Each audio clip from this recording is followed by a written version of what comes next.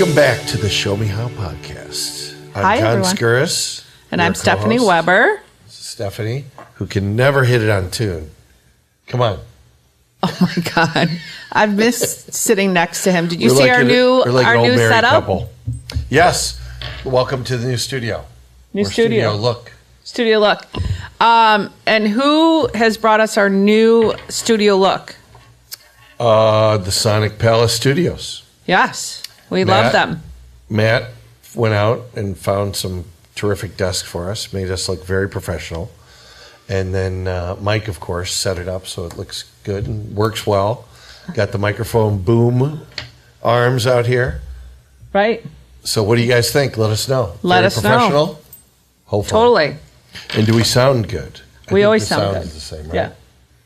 So no change in the sound.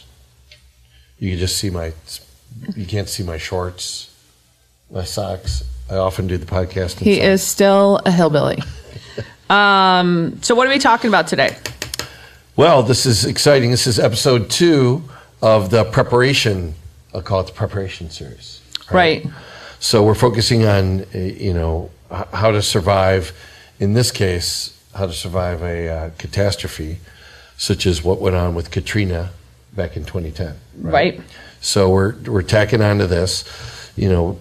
As we learned, storms last hours, but recovery can last years. In the case of unbelievable Madeline, who you interviewed when you were down in New Orleans. Yeah, so I met her in the exciting. airport. It was kind of amazing. Yeah, it was very fortuitous actually, because we wanted to do this episode and talk about this stuff. Right. And then, as Stephanie gets into the airport, you weren't even in the airport at that point. No, were I you? was sitting at the gate, and there was a guy.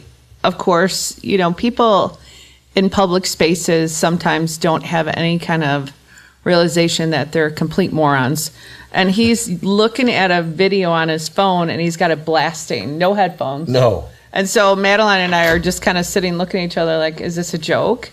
Really? And then You I'm just played like, it out loud? Out loud, just blasting it. Oh, jeez. And then he hung up. I thought maybe it was a phone call, and he did it again. And I'm like, are you kidding me? So you didn't say anything? Well, I was kind of dumbfounded a little bit, and then I started talking to her, and then we started talking, and then I didn't really care that he was blasting his phone. So that worked out. That did work out.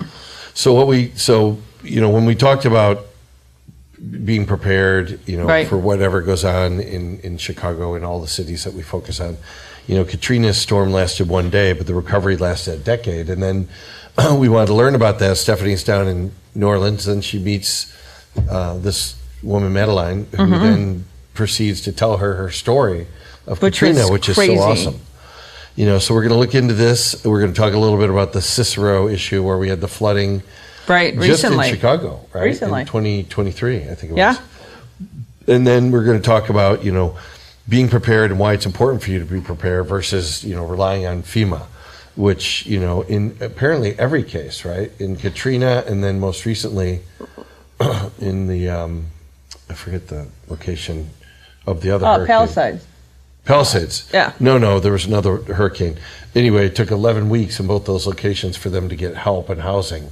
Right. Set up. So, being prepared is going to be important especially if you have kids, right, and families. Well, and I think anybody. with you, like even with the FEMA housing getting set up, what Madeline brought to my attention, which I think people don't think about, which they need to think about, is, you get to a hotel, they got to a hotel, and they didn't have any cash. Back then it wasn't as like it is now, but still thinking about it, they didn't have any cash. Well, no, it's not like it. I mean, there are no ATMs working after the flood. The whole right, place, no, right? but Wouldn't like even matter. you can't even wire, like you can't even Zelle or anything like that. So Right.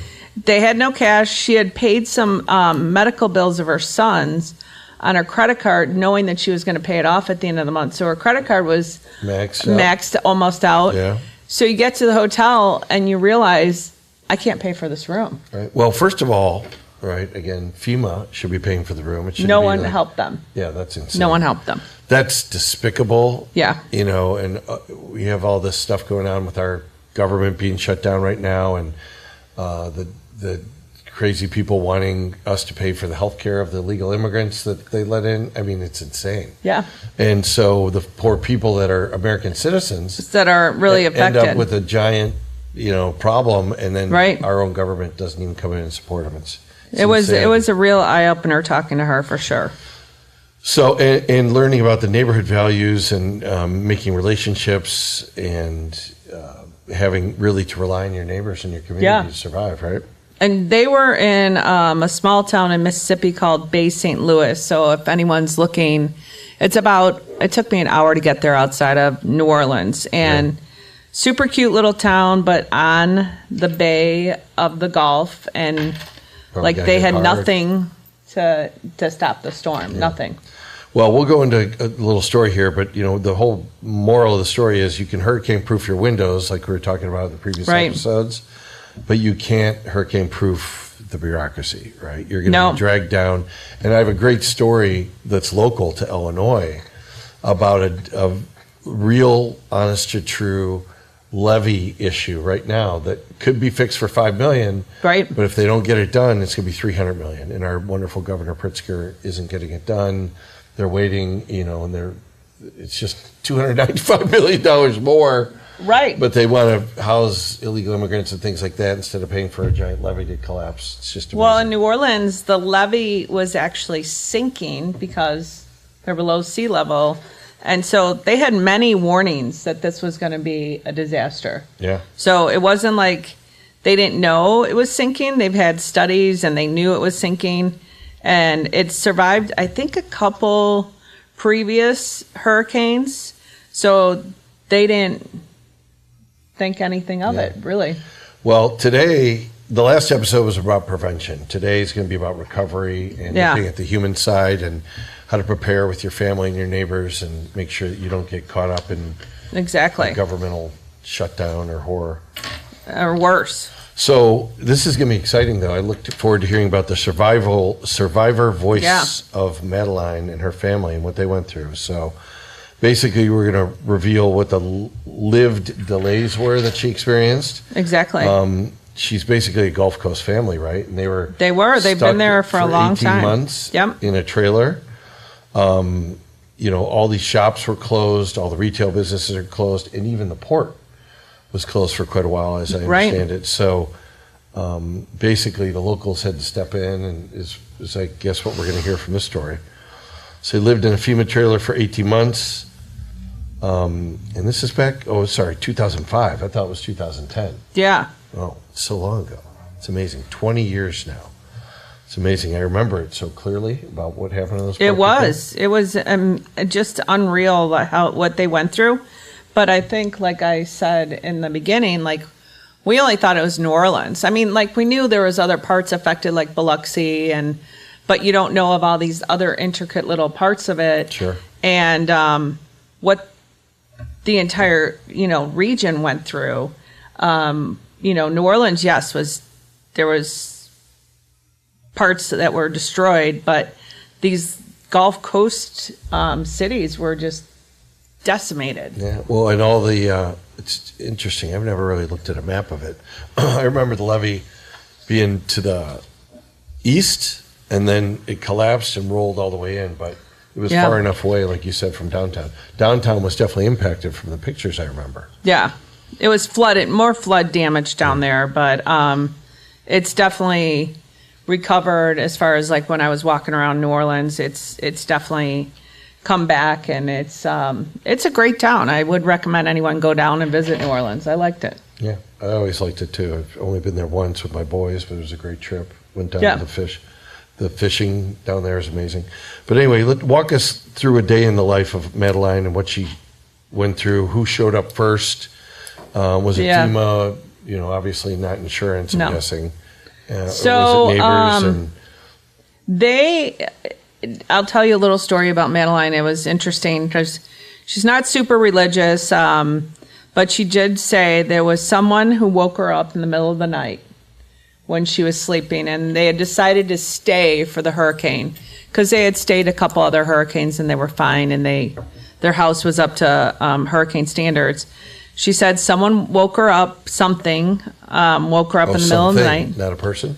No. Really? Wait, No. Is this the day of the hurricane or the night before the hurricane got there? So Saturday night. And this entity, whatever it was, she doesn't want me to say a spirit, but an angel, woke her up, told her she has to evacuate. She got up. What? Yes. Really? So she got up, told her husband, who's kind of like you, has a million questions and wouldn't just automatically go, okay. He said okay, got up. She's trying to say I'm yes. difficult. Got up and he evacuated. And then her parents were 2 blocks away on the Gulf Coast. Like they had just rebuilt their house 2 years earlier and it was all hurricane proofed. And they're like, no, we can stay. And she's like, we have to go. So she got her whole family out. She told her neighbors they were leaving, so they knew they weren't there. And they went, instead of going up Mississippi, they went to the east and they went to Georgia. Oh, smart. Because this spirit told her to go to Egypt. And there's an Egypt, Georgia. Really? Yes. Wow. So she packed up her house. She went up to, they went farther than that area, but they went up to Georgia. And her parents' house was destroyed, leveled, nothing left. No. Nothing left. The one they just built? The one they just built that was hurricane rebuilt. proof. So they think that in Bay St. Louis there was microbursts that happened along with the hurricane that came down and like there were mini tornadoes basically all over. Imagine that. You know, I've seen videos of those microbursts, and they look really cool when they're out at sea, and they swirl down and pull up the water. But imagine with the hurricane, all that chaos, It was all these people crazy. everywhere. I can't imagine a traffic jam and something like that. So she wasn't in the traffic jam No, I going up, understand, 'cause but she left. And then they get back, and her house was fine for a minute, and then one of those microbursts shifted her roof, and that's when it all went to, that's when it got destroyed. She saw it shift the roof? Or No, you could tell like the roof got shifted in this back. part. But so she said that her dad's ramp for his house, and they're 2 or 3 blocks away from her parents, ended up in their backyard. They had 4 refrigerators in their backyard from other places.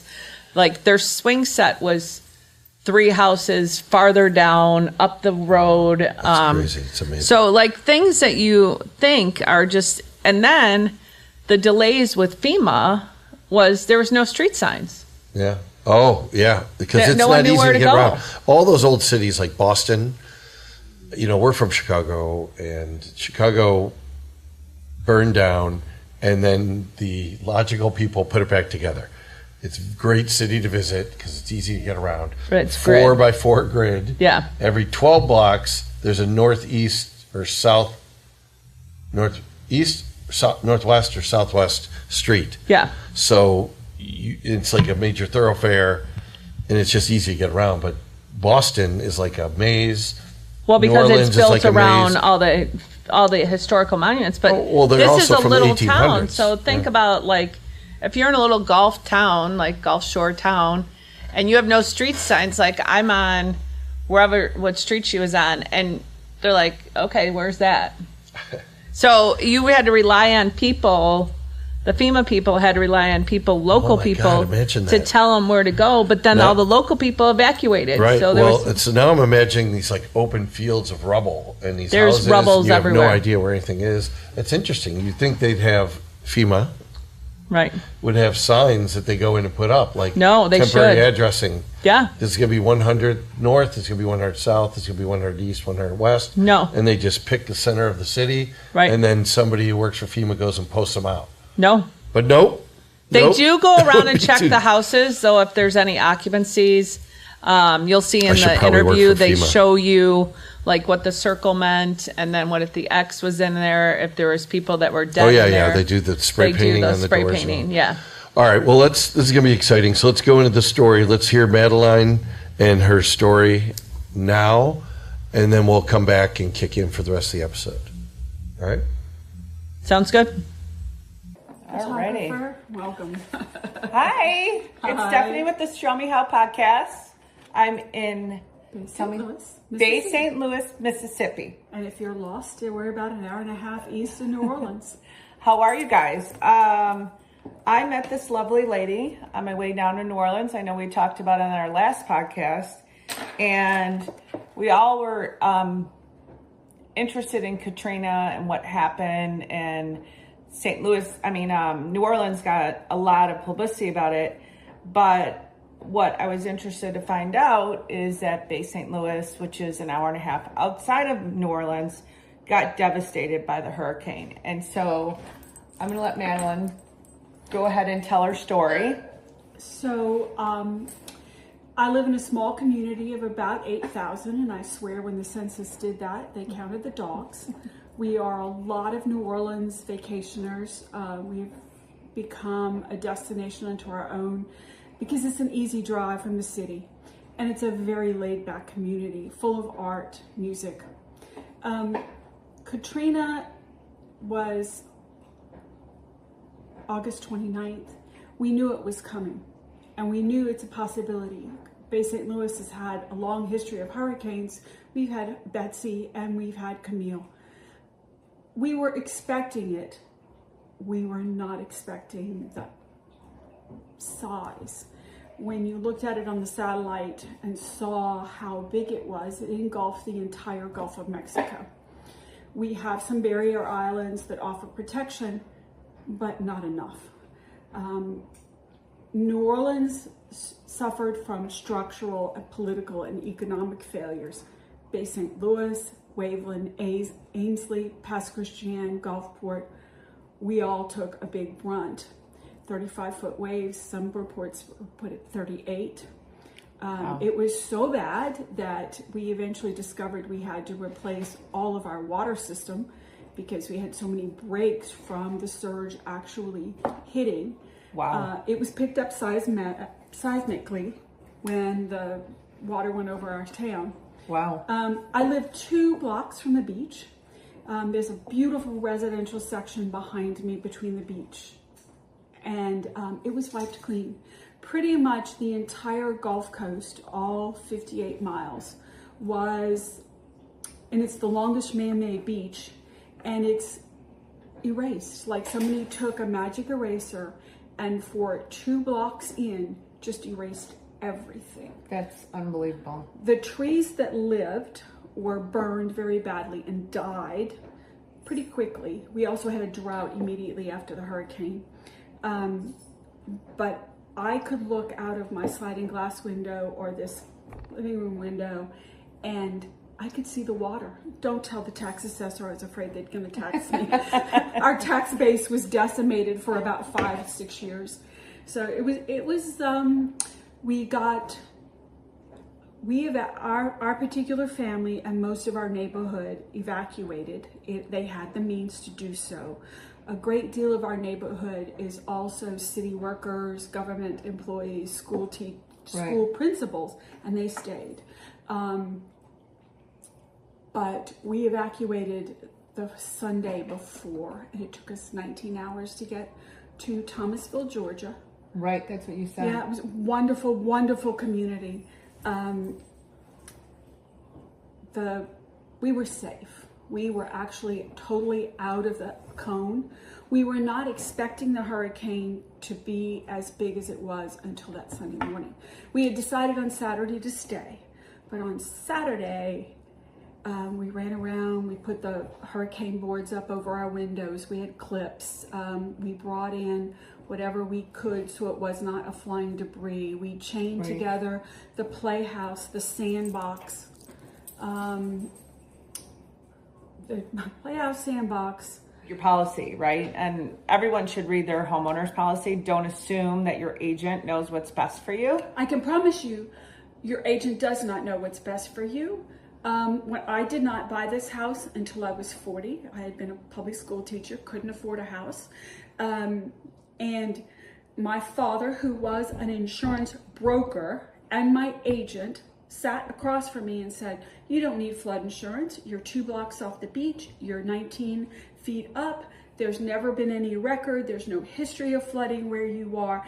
And I went, that is the only asset I have that's tangible outside of a 10-year-old car. I mean, right, exactly. And I was like, you insure what you cannot replace in cash between 30 and 180 days. That marking, that was kind of That's eerie to look back at, isn't it? Well, I'll tell you in a minute.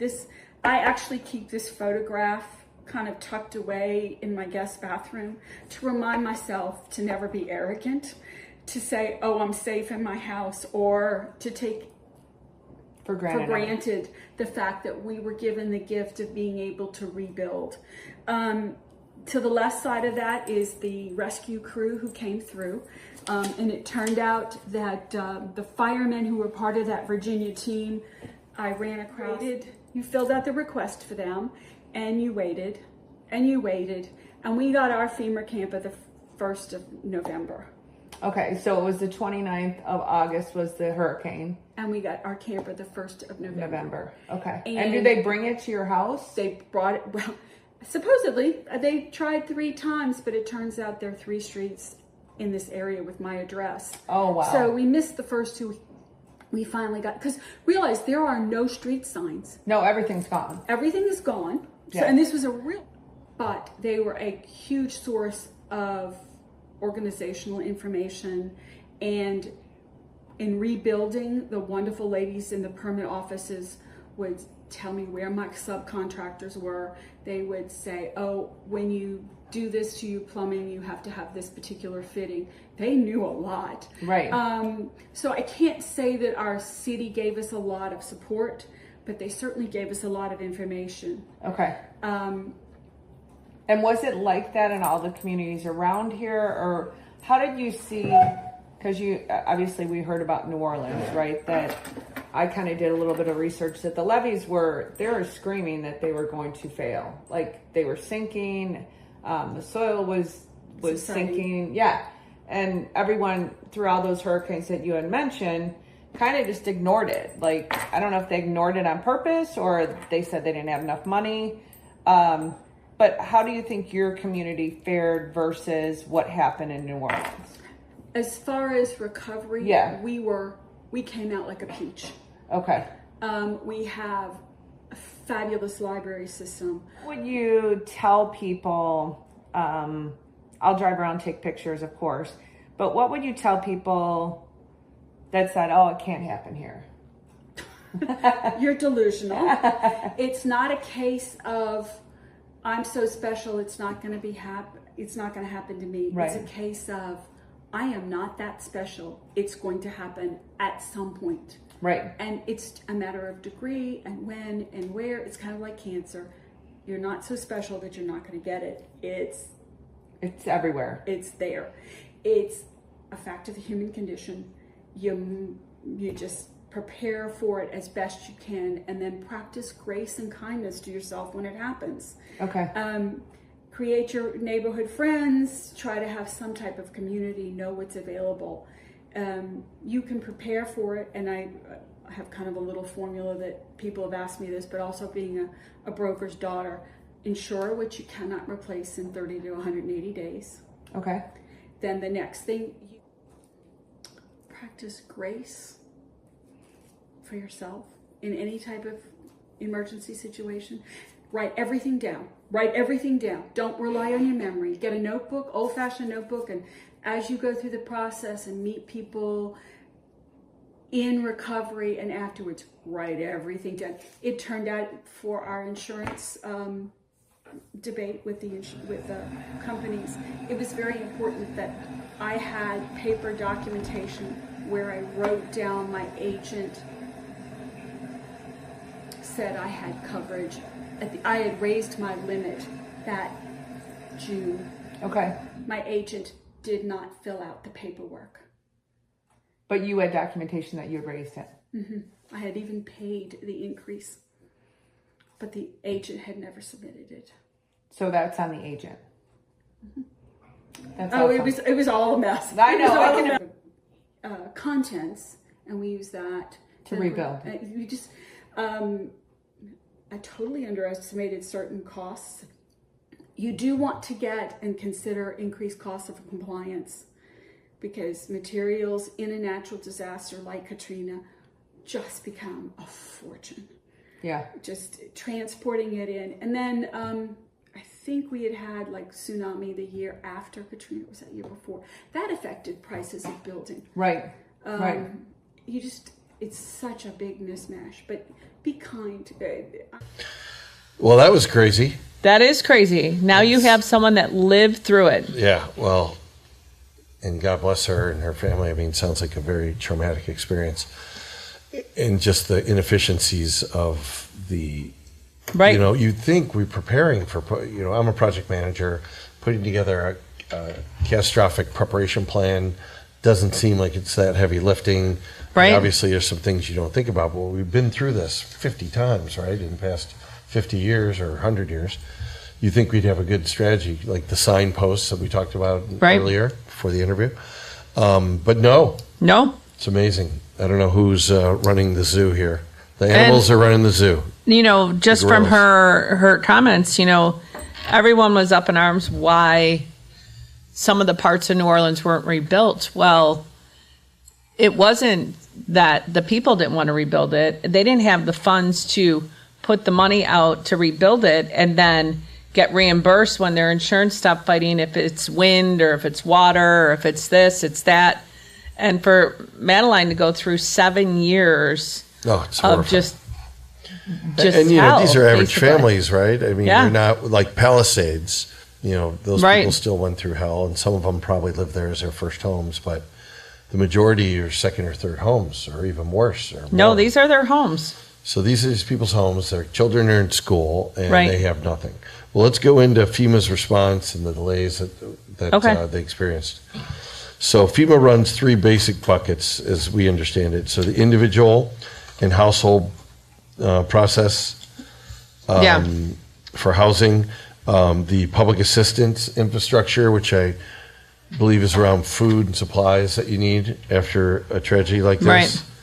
and then the hazard and mitigation assistance, which would you say That was just hazardous material everywhere. Because think about your houses chemical are spilling. ripped out, and there's you know, the coolant from the air conditioners. There's all this hazardous stuff like mixed together, though. Yeah.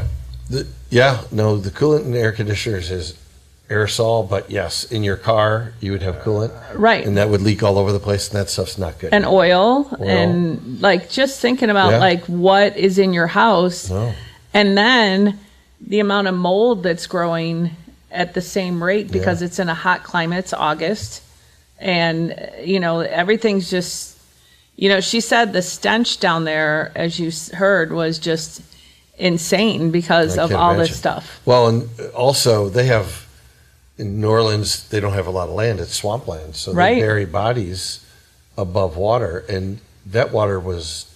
Oh, did I tell you my buried body story? I was hoping you'd tell me. This is coming up right on Halloween, by the way. So right. So very appropriate timing. When I was in New Orleans... your buried body story? When I was in New Orleans, a friend of mine that was with me wanted to go see her friend that was buried in New Orleans. He had unfortunately died in Chicago, and he was buried. He was taken back and buried with his mom in New Orleans. So we go to the cemetery, and we're trying to locate him. And I noticed on the, what are they called again? Vaults. They're called lots of things, vaults. So in New Orleans, no one is buried underground because it's below sea level, and you can't do that. So they're all in these vaults. So I said to the lady at the cemetery, how do you have so many names on the vault? We're talking like the vault isn't like 10 by 10. I'm exaggerating, but that's what it looked like to me. So there's like 20 names on. I'm like, how do you put 20 bodies in a 10 by 10 vault? And I'm just interested. Stack them. Well, you do. But then the interesting part is, so say Grandpa was built in there for a long time, and he's decomposed and disintegrated. This is definitely a Halloween episode. They sweep up Grandpa, and they put him in an urn, and that goes in the bottom floor of the vault. Okay. Well, I just have to say that there's a lot of ashes in the human body from what I've seen. They're not. I don't know. Well, Grandpa must decompose in a way. They get it in this box, and then they put the new body on the shelf. But they're not cremating him. They just decompose? They just decompose. Okay. That's weird. Yeah. And that's probably contributing to the smell.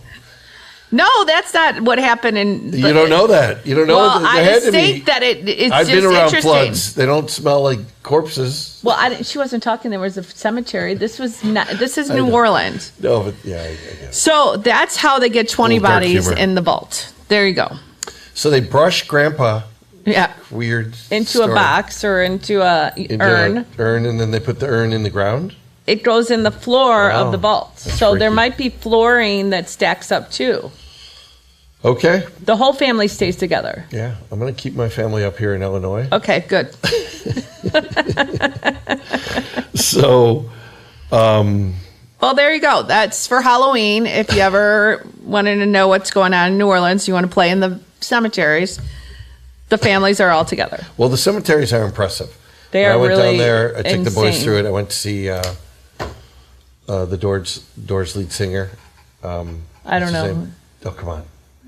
Jim Morrison, thank you. Yeah. Oh, my God, I love Jim.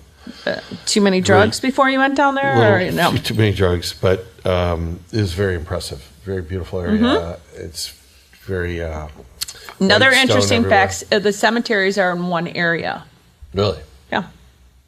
Okay, I didn't know that. They're all in one area? Yeah. Okay. Take your word for it. That's a lot of dead people in one area. Yeah. Okay. Okay. So, so what happens? FEMA's late. They're slow. You Right. have to do a bunch of, all this stuff's happening very slowly. Right? They don't move fast, which I No. don't really understand. Do you think we have? all And this your local infrastructure? government, basically from what Madeline told us, like they just gave out information. So you'd stand in this line for food, you would stand in this line for housing, you would stand in this line for if you wanted any kind of assistance. So they didn't really, your local government didn't do anything to facilitate it. They just gave you the information Yeah, and well, it that's sounds like the federal government's in charge there. They don't have any local Yeah. resources, which brings another. Yeah, it's a little bit of a question. Why wouldn't you Have your local government resources? more Yeah. in charge. Well, and I think we talked about the community a little bit, but people are out money. They have vacation rentals that Yeah. they're renting. Those are gone now. Their tenants have no place to No. be as residents. They're now done, and they have loss in value of their property. And the longer it's vacant or gone, the longer the losses are dropping. So it has to be a Right. really, really tough time.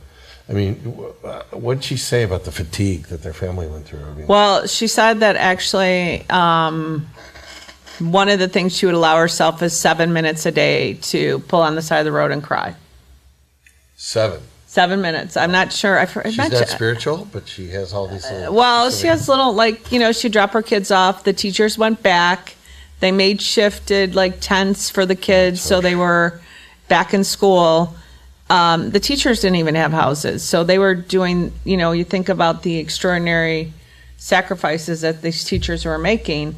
But she said, it was so overwhelming at times that she would just allowed herself to sit on the side of the road and pause. And the interesting part is she would usually get a phone call or something would happen, so she didn't even use the whole 7 minutes. So then they would get back really? into it. Was that Yeah. chaotic? I can't imagine. I'm so No. sorry that they had to go through No. that. And, as fellow Americans and all these people paying into the income tax system, it's just amazing that we don't have quick, accurate support for people that are put in those situations. It's really upsetting to me. Right? So when you're voting for president in the next election, think about that. You want somebody who's going to take these people seriously. And it's not a matter of if a natural disaster is going to happen, it's when. Right. Yeah. Yeah. And they seem to be happening more and more often. Palisades, our most recent one, I believe, right? Yeah, that was and that we talked about a little bit last time. That could have been prevented a little bit. Oh my God, a little bit. I know. The whole water, by the way, there's the whole water levee was not levee. What is that called? The Reservoir. Retention pond or reservoir was empty for 2 years, I think it was. Yeah. I mean, that's just insanity. And again, I have a story I'll tell a little bit about another situation that's causing potential grief for Illinois families. So. Yeah. So tell us, now let's go into insurance battles. So, Right. I'm working on this public adjuster business to help families recover their money quicker. Yeah. So this is really hitting home for me. Right. What kind of trauma did they go through? So insurance is supposed to indemnify, But after Katrina, I understand the disputes lasted 5 to 7 years Right. before they got any paybacks. Right. Families had to litigate again, and on top of it, they had to litigate against the additional living expenses, which Right. is, think about that. You're arguing to get your payout, and while you're arguing, and the insurance company's disputing it, you're having to not move into a home even longer because you still aren't being paid, and now they're not wanting to pay you for those additional living expenses. Right. So in their particular area, they have 3 types of insurance: wind, water, and home dwelling. And Structure, yeah. so they were all fighting, saying, no, it was wind, no, it was water. I mean, you're in a hurricane, isn't it? Like wind and water? Well, I mean, we talked about this last week during the last episode. Yeah. And one of my thoughts was, you can't leave this up to lawyers and insurance companies Yeah. to dispute. We should have the FEMA organization should have experts, in my opinion, that go out there and say, well, this is a wind and a water Mm-hmm. event. It's not one or the other. We're not splitting hairs here. We're designating this a wind and water catastrophe. Right. And that's it. And we don't let these shysters and these lawyers drag this out, because they're making money all the time as that money's in the bank accounts of Right. those insurance companies. They're making 10% profit. Maybe they're having a boon. They invested properly and they're doing great. They have no Right. incentive to pay out their insured. And they had to pay their own expenses to rebuild. And thank God her husband was working at Tulane. He still works at Tulane. And they were able to get money a little bit at a time, and they would put in like a bathroom. And then they would put her husband rebuilt the house with no One money. room at a time. Yeah. Imagine. Yeah. Yeah, So the it's- people who it's didn't crazy. have It's very admirable. that have they a went job, through they this. were out, they didn't have any way to rebuild. So that's why, New Orleans stayed the way it did for so long. Yeah. Well, I think of, we haven't even hit on this, but I think the Lahaina fires and the Palisades fires and the other fires in California, I don't think these people are taken care of either. No? I mean, this is really a serious concern that we need to look into, because, it's easy to look at it and say, oh, those poor people, but we should really all be helping our neighbors in our community. And Right. they are our American neighbors, United States for America, they're, basically in our community. Well, and Madeline told me when they got to this hotel and she realized she couldn't pay for her stay, and even her husband's a veteran, all this stuff, they were trying to figure it out. And there was a businessman that was standing at the desk trying to check in the hotel, and the front desk person was like, we don't have anyone, we have all these Katrina victims. So she went back to her room and got a phone call that this businessman paid for her stay as long as she needed No to stay. way. Yeah. So he paid for everyone's That's stay amazing. in the hotel. What's his business? Do we know? We don't know. I'd love to. But that Find goes out to from show Madeline. you, like, Well, the coming together community. as a community and recognizing that maybe this didn't happen to him, but he had the wherewithal to be like, you know what, I can help these people. I can do something. She That was couldn't have been literally a little bit of money either for 11 No. months. Or No, they weren't it in there. They were that's right. It was 11 12 weeks. Yeah. 11, 12 weeks. That's right. But still, that was awesome. That's a lot of And she never knew who he was. No way. Nope. That's kind of cool. Come on, that's amazing. That's better Yeah. than kind of cool. That's super cool. Yeah. That's that spirit. So that's that human spirit that we want everyone Yeah. on the Show Me How podcast to have. So, I mean, it's also devastating for the businesses, right? They lose their customers, in some cases permanently. Yeah. $40,000 a month retail shop gets damaged and they lose $240,000 over 6 months. And it's probably even way beyond that. Yeah, I didn't even investigate what happened to the commercial end of it because I was talking to her. But you could see in New Orleans that there's still empty shops all over the place. Yeah. Yeah. Well, look at the city of Chicago after the riots. We Yeah. still have 30% vacancies downtown Chicago on Michigan Avenue.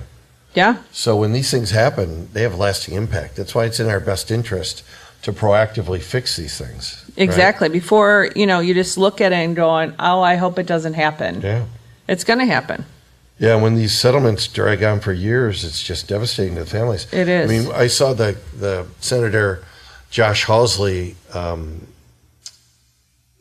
hearings in Washington, D.C., where he was talking about these families who were up in Missouri. So he represents Missouri's legislator.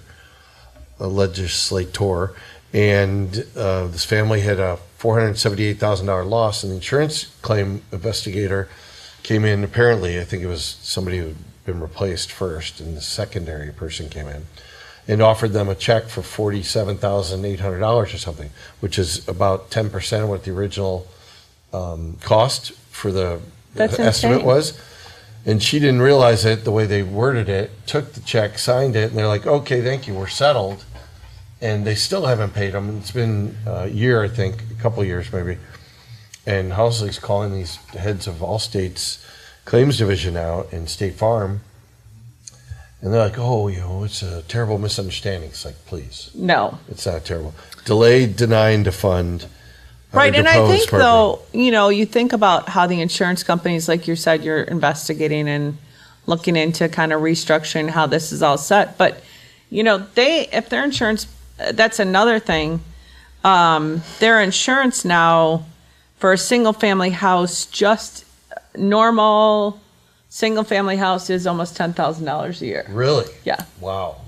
So they pass the cost on. And these aren't like super fancy houses. No. Right? I mean, my insurance here in Chicago is, I think, $4,000 something. Yeah, no, these are just multifamily. A normal, 1,700-foot ranch house. Well, and if it's that, pay the money when I have the loss, when I have the hurricane. Right. Pay me right away. Pay me. Because they're making $10,000. It's going in their bank account. Right. You pay them for 15, 20 years. Right. That's $150,000 that's just collecting interest, compounding, right? Right. And then when you go to get the claim, they're like, oh, sorry, we don't know if it's wind or water.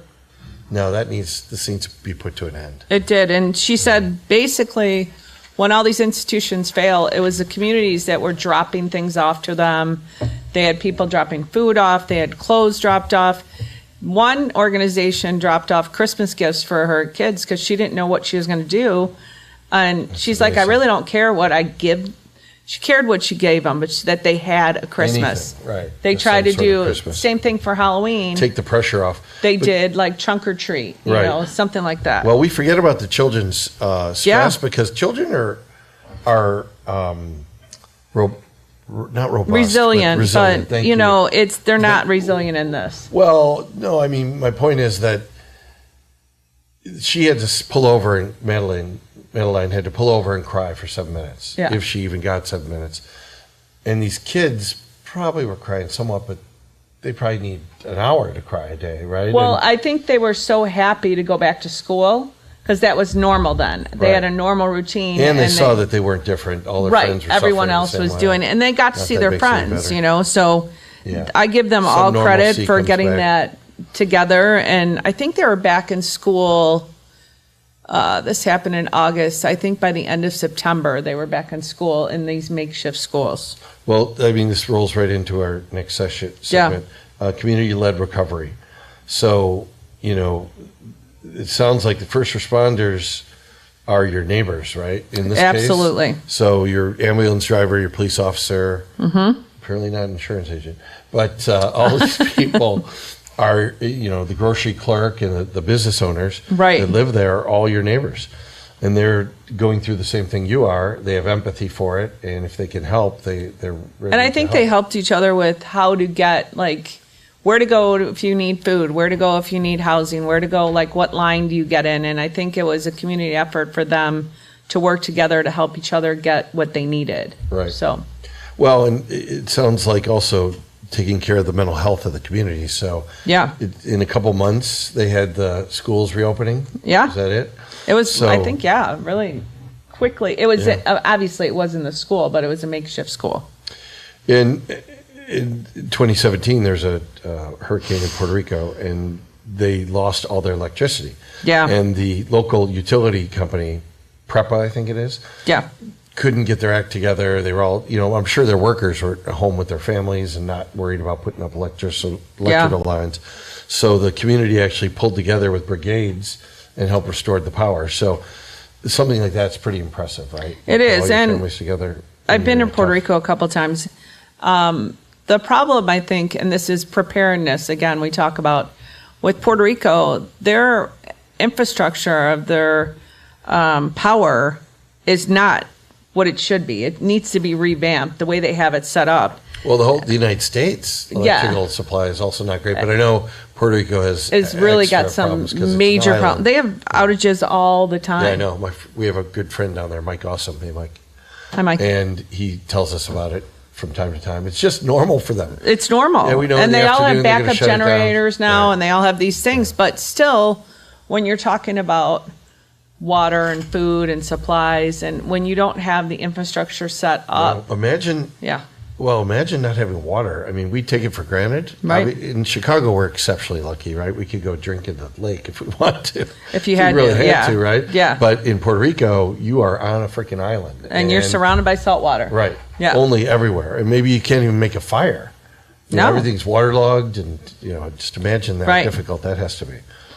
So I think that it goes back to our what we're talking about here. It is so important for people to be involved in their communities and know what, as you were talking about the situation downstate Illinois, know that these things are in your communities, that you need to push your legislatures and push your people in government to fix these things. So when it does happen, Proactively. yeah. However, I also like the idea of, so I have a little neighborhood group, and some people think I should be the alderman, and they're like, John, we have to get together and we should talk. And I'm like, oh, it's interesting. They want me to kind of be a leader in the group. And I'm just thinking about this recently with all the stuff that's going on with the military coming in and doing all this weird stuff. Like, we should have a community organization. Yeah. We should get people together and talk about, okay, if anything does happen, here's how we have to pull together. And one of the cool ideas I looked into as we were creating this podcast was a tool library. Yes. First of all, I think of this anyway, because we all buy lawnmowers. That's so stupid. I have a lawn that's 10 by 10, 20 by 10 Oh, feet. like have a community lawn? Yeah, have community supplies for stuff like, I was looking for a blower the other day. It's $175 for a blower. That's crazy. I'm going to use it for like an hour and a half a year. So anyway, back to the survival situation. Yeah. Pull all your neighbors together after the survival situation comes in and get a tool library. So put together all the tools that are still working, hammers, obviously, screwdrivers, wrenches, open and box end wrenches. You're not probably going to have any electrical stuff working, at least for a while. But I mean, you should have some generators. lanterns and Lighting. batteries and But also doing this for a neighborhood. Yeah. When you pull your neighborhood together, do we really need, how many houses are there in each side of Chicago? I don't know. You have a lot. There's like 25, I think, up and down each side. That's 50. Do we really need 50 lawnmowers on one block? I don't think so. I mean, I'm sure Home Depot and Lowe's wants us to have 50, but that's, first of all, we're supposed to be environmentalists, right? It's the most ludicrous thing when I hear about environmentalism. We produce terrible equipment, toasters, frying, what are those, air fryers? Air fryers. And these things break down, washing machines, Yes. and they have no sustenance of life. They don't have any duration. Nowadays, you buy a washer and dryer for $1,500, and it's expected to last 7 years. And then where's it go? To The landfill. the landfill. Yeah. And these toasters are terrible. They fall apart. All this equipment is not. And I hear all these people, we're environmentalists. Well, they don't do anything. Or they're the least effective people on the planet True. to get anything done. So anyway, back to being environmental. Have a landlord pull together as a community, have tool libraries, share them before a tragedy occurs. Yeah, and also just take Because inventory there's neighbors of who that has can't what, afford it. you know? And I know sometimes it's nice to have your lawnmower available when you want to use it, but at the end of the day, there's neighbors on your block that probably can't afford it, unless you're in Palisades probably. Well, I mean, my neighbor, when I was in Eastwood, he helped me with my grass all the time because he's like, I'm cutting mine anyway, and you're like, it's a 10 by 10. And I don't want to pay somebody $30, $40 to cut my 10 by 10 or 20 by 10 right. part. Mine So- now I have to, but that's because it's And we should too- also be putting our kids to work and not letting them go out with their iPhones and bob Right. around. Anyway, the community response was huge. Yeah. Looking for our governors and our mayors of our bigger cities They're to not put gonna be together here. micro grants. Well, and proactively pass, getting yeah. involved in government, Yeah. and having these things prepared, so we could give grants out to people. You don't necessarily have to hand out free money, although I know we want to keep doing that for the illegal immigrants. But we should focus on people, our citizens, having these things like grants available for them when they hit catastrophes, and fast tracking permits. That hurricane that went into. Trying to remember the name of it, that went into the Bahamas. Happened like 4 or 5 years ago. Maybe, Yeah, Dean at this said it was point. a disaster. Oh my gosh! It went for 3 days. It was on Marsh Harbor, which I had a friend who was there. Okay. This guy built a house. I didn't know him very well. I met him once, but Dean knew him, met him a couple times, and Chaz knew him pretty well. He built this house. He's an architect, and this thing was reinforced concrete on the edge of the beach. So it's 15 feet out of the water. It's prepared for the worst storms. It was ripped out of the ground because the hurricane sat there for 3 days. Then, when they went to rebuild, the city, the Bahamanians, were not giving out permits, and they were charging huge taxes. So if people wanted to rebuild, it was like 50% tax on the building supplies. So all the people that lived there had to go up and raise their ire with the government and say, you can't do this. So the government agreed only to a 30-day delay. So for the next 30 days, you could bring in building supplies. After that, we're taxing them at the normal rate or whatever. Wow. So you had to and now imagine. But what about the people who didn't have the resources to bring them in like that? Well, I think if you're living out, probably locals, right? Yeah. Didn't have that. They were trying to do this to penalize, I think, the wealthy people with second homes. But imagine now you have to get a what's it called? A barge? A barge. Yeah. To float out there with these supplies, and you have to gather everyone together in like 2 weeks. How much wood do you think you need? Do you have money? We need 50 grand from you and 40 So grand they from go you. to the mainland and get everything and bring Yeah, it they back? have to, or maybe local islands in the area. But probably be a fortune there. So Yeah. you want to go to Florida. Wow. Get barges organized, and then get your, hurry up, Get throw your plans stuff over together. there. Well, you have to get architectural plans, Right. and you have to get this, figure out, let's just guesstimate, just order a ton of equipment, probably way more than you need. I guess you could resell it. But imagine the pressure that they're under. And So, for what reason would you do that? well, the government lived off taxes. Yeah. That's what they lived off. So anyway, permits, expediting permits, talk to your community in advance about this Right. stuff.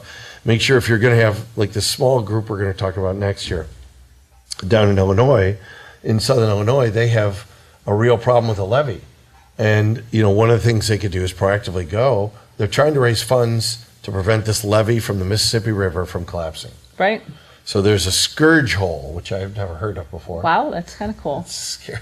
Scourge hole. I don't know that you want to Scourge hole. So anywhere you don't want nearby. a scourge hole in your neighborhood. Scourge hole. Look it up. It's a real thing. I think it's that the whole thing just gets sucked up by the earth. Well, what is this? I'm trying to remember. There's the river. Right. The Mississippi River is right, it's underwashing. eroding it. It's 'Cause eroding it. Yeah, because there's underwater streams, I guess. Yeah. And they're eroding the water, so it's becoming a scourge. A scourge hole. And it's really, really frightening what's going on here. So it's down in. Well, and also, because I went to school down there, it's on the New Madrid fault line, too. So That's true. If there's an earthquake. New Madrid. It's New Madrid fault line.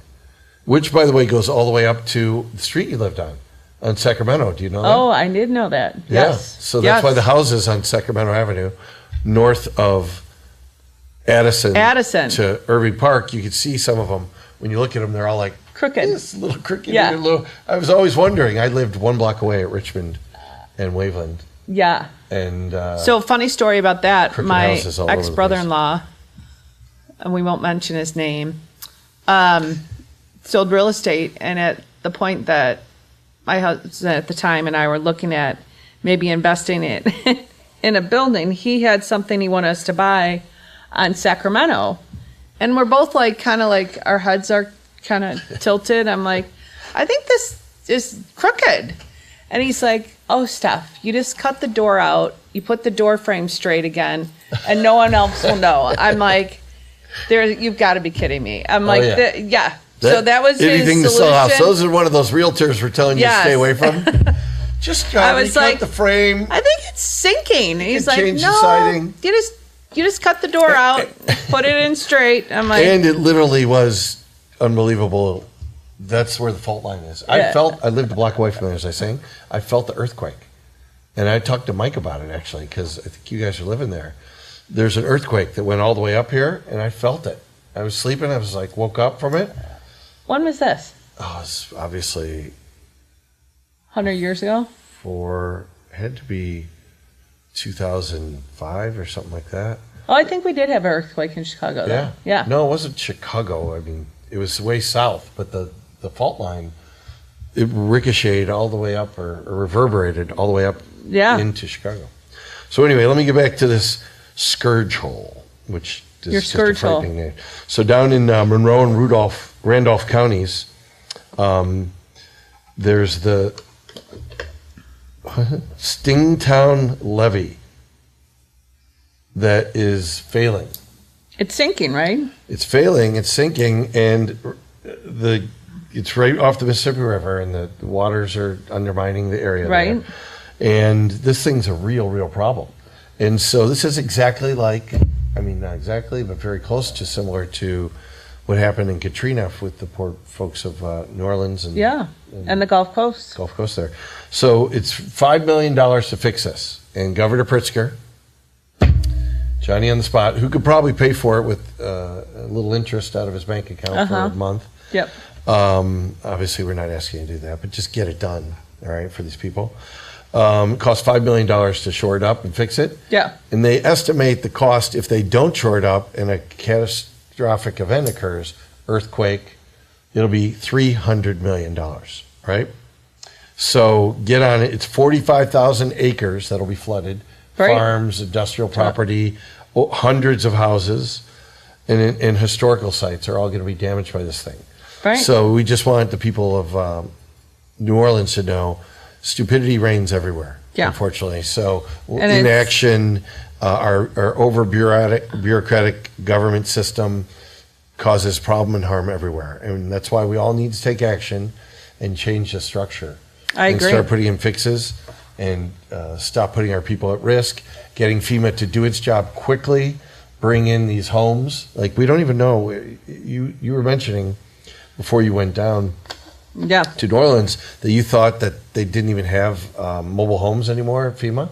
She was mentioning to me that FEMA's changed, Madeline has changed their structure since Katrina, and I don't even know if I'm sure there's some sort of relief for people, but that's another thing. Like, ask your legislatures, like, what happens if there's something that goes on here? What happens? Like, Are you guys here to help us? Are you not? Or, that's the questions, like, we need all to ask in advance. Yeah, we all ask, about, yes, taxes are important. We all ask about that in these community meetings, but we don't ask any questions about if there's a, catastrophe, what are we going to do? Well, we get caught up in our everyday, busy lives, and we forget about it. Like, I keep forgetting about this task I keep having to do in my garage, and only time I remember is when I'm in the garage. When you're parking in the garage. Exactly. So anyway, let's give some examples. We have a kind of a fun, not fun, but realistic case study that we came up with in Riverton. And it's a composite Midwest town, right, showing how pre-planning can have the recovery time. Right? Yeah. And so it's just like your neighborhood get-together. People sit down, they talk about what ifs. Well, what if something happens? Well, we should probably use, like in my neighborhood, if we had a big catastrophe or some kind Where would you guys go? There's a school right down the block, right at Kedzie right there. Yeah. So they organized a gym shelter. They organized and purchased a bunch of tarps, and they could cover up the houses with and cover the roofs with to prevent from rain or snow, and then come up with micro grants. How are we going to help each of our neighbors Let's go and get funding from the alderman and the alderman's budget. Let's go to the mayor and have the mayor come up with a budget. And so that we can prevent, like in the case of the Cicero floods in Chicago, when these people get hit, they have a fund they could go to. Even if it's 50,000 or 100,000, that'll help at least stem some of the problems. Exactly, because the ones that were flooded on the west side and in Cicero, that was just recent, but they were flooded before. Right. Well, Same during thing. the Deep Tunnel Project, for sure, they were flooded extensively. But if there's hotels around, it seems to me there should be automatic. The government is going to cover the bill situation here. It should if be. People are displaced and it's shown that it's from a catastrophe, we should just be saying, okay, we're going to find these people who need housing. Now, shame on you if you're trying to defraud the government and defraud your neighbors. Some people come in and take advantage of it, but that shouldn't be the default. No. It shouldn't be, oh, well, we can't do this because some people are going to scam. No. Some people are going to scam, and guess what? We're going to put you in jail, okay, and we're going to fine you. Yeah, there's a lot of people that after the fact. You don't penalize all the people because No. a few bad people. You give people housing, you give them a place to stay, and then we'll clean up the mess afterwards, right? Right. Auditing is not a difficult thing to do. I worked on NAFTA, as I said, back in 1991, and I looked at NAFTA and why it was failing, and I was like, what is going wrong here? Why are we moving these businesses out of these small cities in the United States to Mexico and Canada to help them? When, okay, in general, the United States was doing great, but these little cities might not have been doing great. And they were taking businesses out of the cities, and they were like, oh, I remember Clinton, oh, we didn't know that these things were so terrible. All you have to do is set up an auditor and have one auditor per state in the United States for NAFTA. We'd have a general auditor, maybe there'd be regional, like the South, the Southwest, the Southeast, the Northeast, the Northwest, the Midwest, and you have auditors for those regions. And there's a major auditor above them, and then there's auditors in each of the counties. Right. And maybe 5 counties, who knows? I'm not doing it actively, but I've thought this through. Put together an auditing system. And the same thing goes with the catastrophe. There should be general auditors that come in. Right. And as we hand out money and funds and construction budgets and maybe even bring in the Army Corps of Engineers to help, you audit what's going on. What's going on. on. So give people money and assume that they're going to use it for the right thing. Catch the people and provide serious consequences for those people who steal and are greedy. Now if they're drug treatments and alcohol and stuff like that, obviously we want to take care of them. But the people that are committing fraud to be greedy, you put those people in jail. And I think also, you think of COVID, and there's still people being brought up on charges. Well, they're being brought up on charges. They're also there's funding still for COVID. Yeah. I'm like, what's happening here? That's back to the legislation things we talked about before. You can't permanently fund everything. No. Right? So why don't we have $5 million, Governor Pritzker, for a levy that may fail and cost us $300 million? Because we have old legislated budgets that haven't been pulled off the market. Oh, we kept them. It's our pet project, and you keep it on going forever. Right. Those have to be stripped out. After they've built up the school, you take those funds back and give our tax money back. And reappropriate it to reappropriate it back to the people. And where are things that need to, what's your low hanging fruit? And this levy in downstate Illinois, it's just a tragedy when you know it's going to happen. Right. And, there's no excuse. It should be funded, and I hope we can do something to help that get funded. Hopefully. So when everyone worked together, they pre-planned. Right. They came up with the gym shelters, micro grants. 60% of homes became rehabitable as people worked together in a community. Right. So you go around, you have your tool library, right? You go together. It's almost like the Amish. I always admire the Amish. They are very good in what they do from a community perspective. They all come together to build a new barn. So when they build a barn for a family, they all come together at once. And 60 men come together in families. The women prepare all the food for the men as they're working, and the kids, they keep the kids active and maybe active in some of the building. And then the men all pull together and they build it in 8 hours. Huge barns. Well, because they're working together. They're working together, 50, Yeah. and it's amazing to watch. Go watch a video on YouTube. It was very inspiring to see that, and there's no reason we can't be doing that in our communities here. Exactly. Right? Especially when, talking to Madeline, like, that's how they survived, was through their community help, not churches, anything like, it was through the churches and people just dropping off stuff. And, that's where I know we, give to the Red Cross, and I think the Red Cross is a great organization, but remember when it's trying to get things to impact the community right away is you got to bring them the whatever supplies right away. Yeah, you have to determine what's important first. Obviously, water, number one. Water, food, like number two. send truckloads of water down. You know, medical supplies and water are probably the first two things you want. Then you want food. Because they have no water around there either that they could drink. No. If our water plant goes down, we're going to be in a drinking out of Lake Michigan. Yeah. Think about it though. Let's think about it. We have to go to the river. I don't want to drink that river water. Okay, can we just talk about? I'm gonna have to come back to Sonic Palace and get some Pure Life water. About the river. So John and I grew up in the city, and we've lived here. Upsetting. We lived here our whole lives, right? And this summer, wait a minute, this summer, whole life somehow, which I've never seen the river clear or fungus free or anything. Somebody said it was okay to swim in it. Yeah, no, thank you.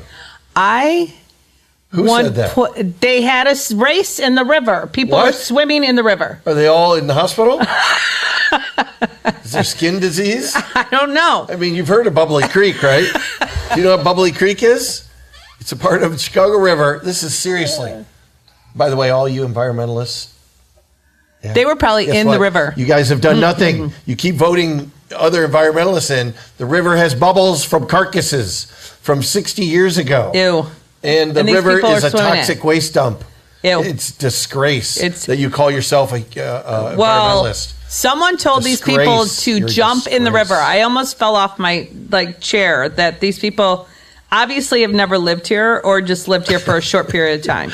These are the tourists that we get to swim. Right. And so that's where they do we're going to do a river polar plunge this winter too. I'm not going in. So anyone who doesn't know, do not go in the river. Nothing freezes there. Ew. Now, normally rivers keep a good flow, but Chicago River doesn't freeze. No, it's bad. So let's get on it, Pritzker. You're the most wonderful. You're going to be the president, right? So let's get on it. Let's get that river dredged up. Okay. Be a great environmentalist that you are. Yeah, okay.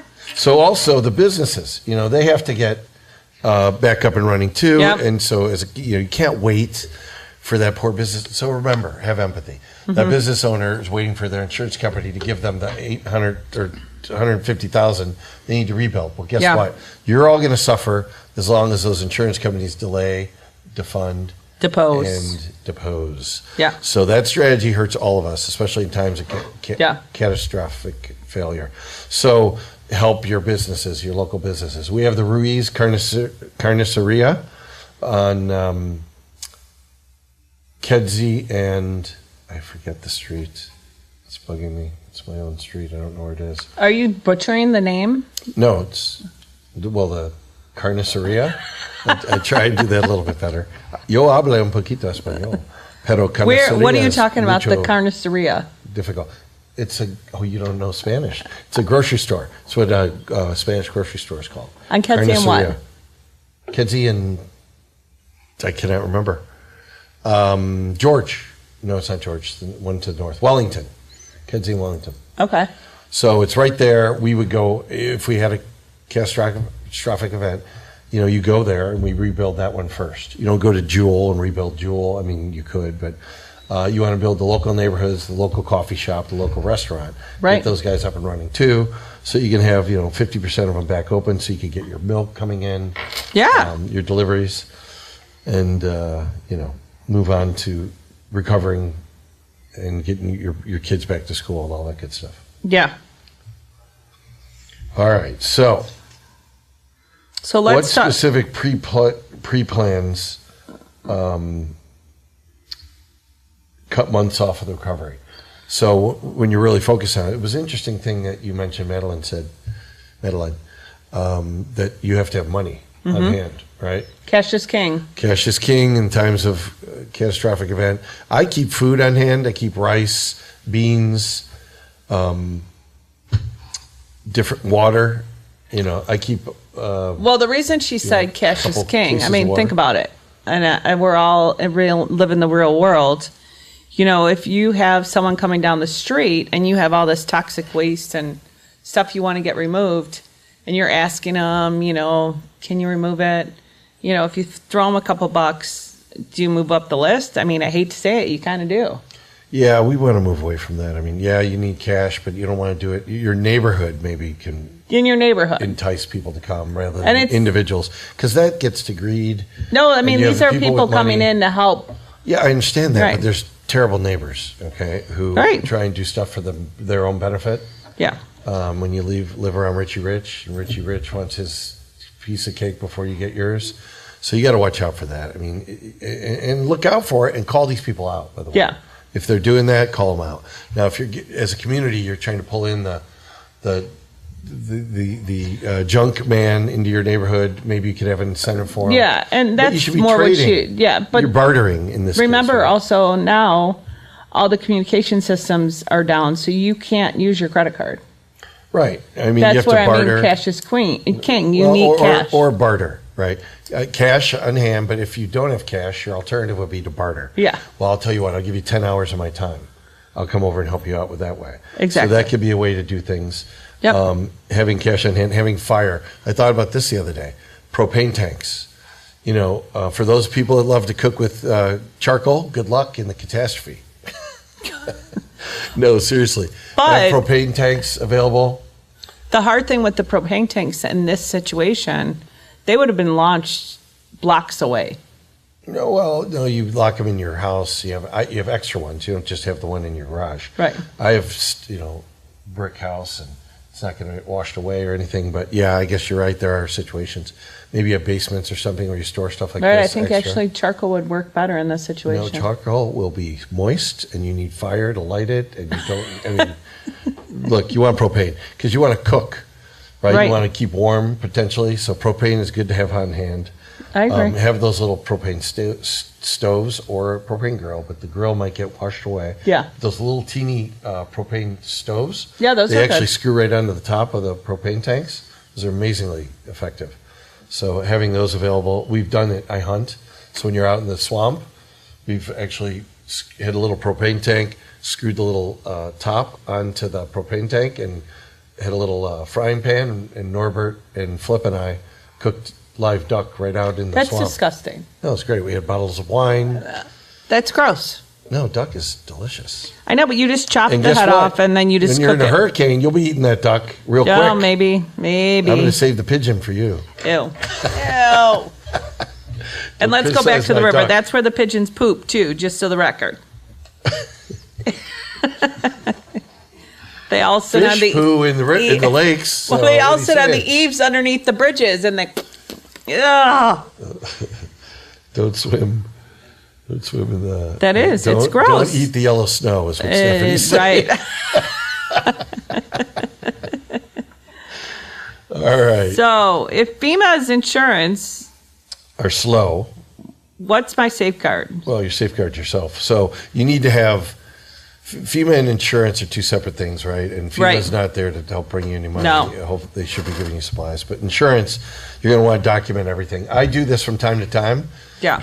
I go around with my phone and I'll video record all my stuff in You my need to. tool area, underneath in my storage area, in my cupboard, in my closet even. Because, if you lose all your clothes, how do you, when you're stressed out and you're trying to do a insurance claim. Inventory, How do you do an inventory in your head?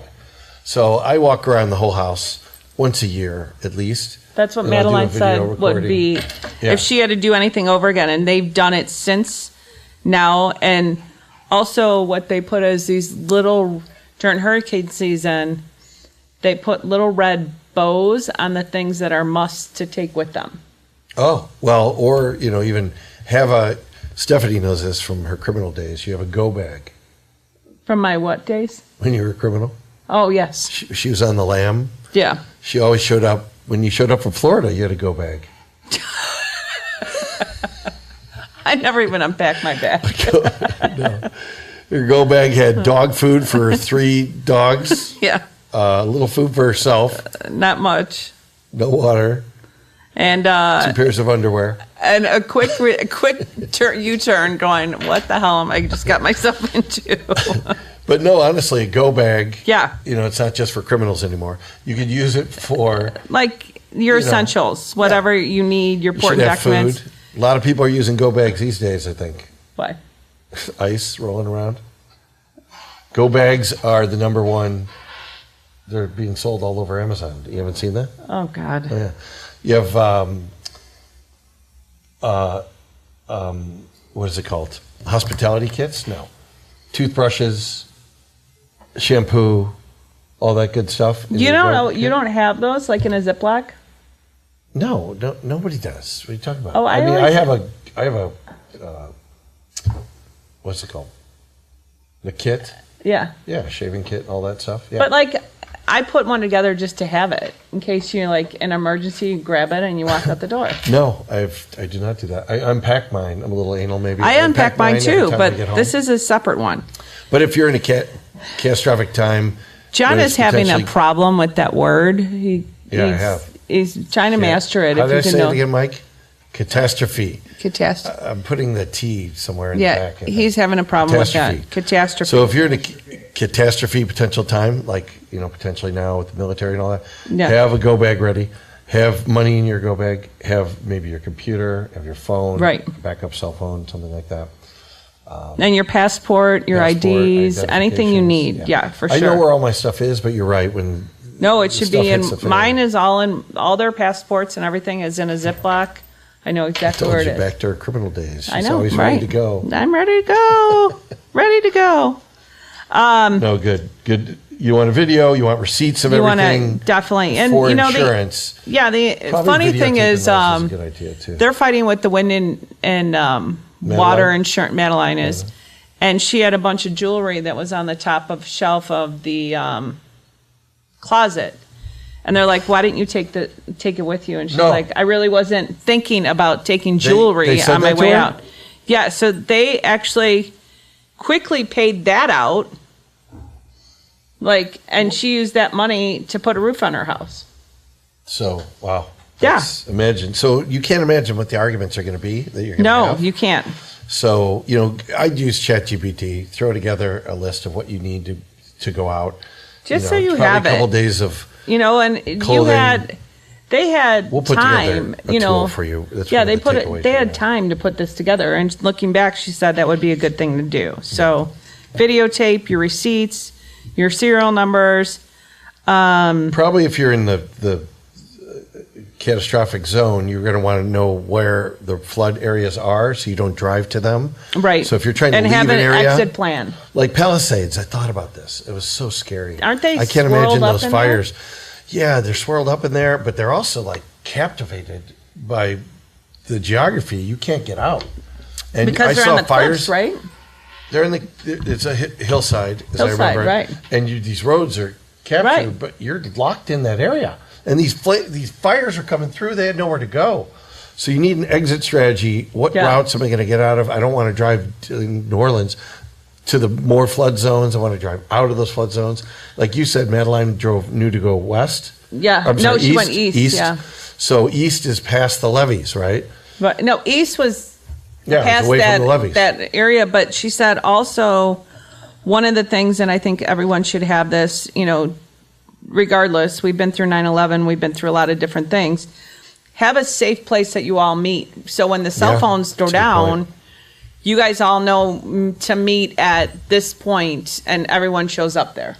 Yeah, I'll say one other thing. That's a really good point, and I hadn't thought about that till just now. But I have these Baofeng UV5 radios, and they're super cheap, like crazy cheap, $25 for 2. You get these things, and they're basically ham radios, and they have pretty good distance, short distance in a city, in a metropolitan area. you can communicate with people. That's a good idea. Yeah, it's really good. And you also, I bought a little prepper. I brought these charging stations. So they're solar, and they have the You little can't plugs. charge anything. There's no Wi-Fi. It's all discombobulated. Yeah, the sun is not Wi-Fi. The sun is solar. There's It no comes cell out- phones. Comes out at least 12 I hours want a to day. use my cell phone. It's No, all the- charged. the No ra- towers. The radio charges. Oh, so Yeah. you're going to listen to the old AM, FM radio? You need one the of those too. Baofeng radio. The Baofeng radios that are ham radios, they are rechargeable. So you plug in the solar charger into the Baofeng radio, but you could also do your cell phone once the cell phones are up. So I bought these little $15, $20 solar chargers, 56,000 milliwatts or something like that. I don't know exactly, but they were great. You bought them off TikTok or Amazon, and I have 3 of them, one for each of the boys and then myself, and we have radios for everybody. And then I'm going to distribute radios in my neighborhood to my neighbors, so they have them too. So I bought like 8 of them. So, John, come in. Yeah. So hey, Okay. Rich, what's going on? Rich. So anyway, Yeah, so another little tip. little tip. So I guess let's wrap this session up. Recovery really hinges less on FEMA's budget Yeah. and more on your preparation. Your preparation, your community's preparation, and the preparedness is not No. paranoia. It's preparation. And It's one being thing smart Madeline and said- making sure you're taking care of your family. She was talking to our insurance agent, and they're like, "Oh, you don't need wind because you're in a hurricane, Wind obviously, insurance, yeah. wind insurance." And something in her, like, she's like, "No, I'm going to do everything, like overinsure instead of underinsure because." Well, it's easy to say. I mean, be strategic. I think Right, is but always the case. don't take something off because, like, I had a flood in my basement because the sump pump went out, and I had flood insurance. I didn't really know I did, but I'm glad I did, and it was covered. Yeah. But that's like something you don't even think about. Like, well, I'm not in a flood zone. I don't need flood insurance. No, Be strategic and understand. Yeah. Read your insurance policy. That was another thing. A lot of people down there did not read their insurance policy, and if you don't know it, it's very difficult to read insurance It policy. is. I'm working on this a lot. You should find a public adjuster in the area to work with. Talk to that public adjuster. A company like ours, Claim Nights, we're going to have the ability to review your policy and give you some advice on what coverage you have, how good is it, what you might want to consider, Right. so that you can make sure you're covered, because you're not experts on it and you don't know what you don't know. So one of the greatest insights I've been Right. having is looking at these policies. Oh, I didn't even know this kind of coverage existed. So get somebody who's an expert at it to give you some advice. right? Set up, make sure you're covered for it. Have your go bag ready, especially when you're getting to the time of year when these tragedies really can occur or special events are occurring in your city. Military's coming in for some crazy thing that we're having nowadays. Right. And make sure you have food on hand and Right. water on hand. And have a Right. strategic And meeting have place. a meeting locations Yeah. that you're going to go to, and try and bring your community together and get people to take this seriously so that they can be prepared in the event of something worst case scenario. So we're going to show you prepared. That's right. We're going to Show me download a prepared. checklist for you. We're going to look under hashtag show me prepared, and we'll have that access to that checklist for you. Yep. And remember, preparedness isn't paranoia. It's property and family protection. Yeah. So show yourself, show your neighbors, and show me how to be prepared. Right? Right. All right. Thanks, everyone. Thank you. I hope Have you a like great our day. New studio. Like Give our us new feedback. studio. Go Cubs. Like us, subscribe, and come to our upcoming learning events. And we look forward to yes. seeing you. Go all. Cubs. Go Cubs and Bears. Cubs.